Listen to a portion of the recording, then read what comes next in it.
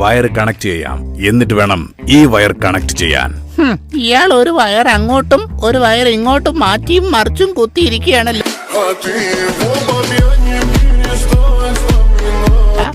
Freddy, നിന്നോട് ആര് പറഞ്ഞു എന്റെ പരീക്ഷണശാലയിലേക്ക് ഒളിഞ്ഞു നോക്കാൻ? നേരെ വന്ന് നോക്കാൻ ബോസ് സമ്മതിക്കില്ലല്ലോ, അതുകൊണ്ടാ ഒളിഞ്ഞു നോക്കിയത്. അതിന് 4 നേരവും മൂക്കുമുട്ട തിന്നുന്നുണ്ടല്ലോ. പിന്നെ മൂക്കുമുട്ട, കാലത്ത് 2 ഉണക്ക ചപ്പാത്തി, ഉച്ചയ്ക്ക് കഞ്ഞി, വൈകിട്ട് കട്ടൻ ചായ.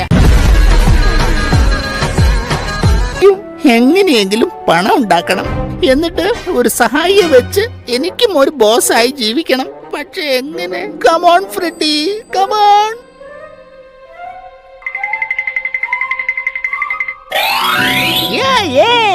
കിട്ടി, ഐഡിയ കിട്ടി.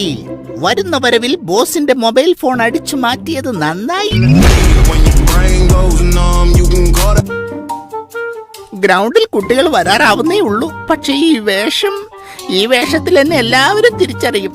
ശോ, ഇതാണ് ഫേമസ് ആയി പോയാലുള്ള ഒരു കുഴപ്പം.